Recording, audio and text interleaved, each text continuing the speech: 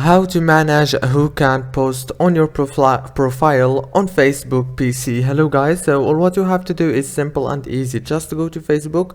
This is the home page. Go to the top corner, click right here. Now click on settings and privacy. Click on settings, it will take you to this page. Now click here on profile and tag in right here. After you click on it, it will take you to this page right here. All what you have to do now is simple. Just go to the first option, who can post on your profile. Click here and choose only me or friends as you want.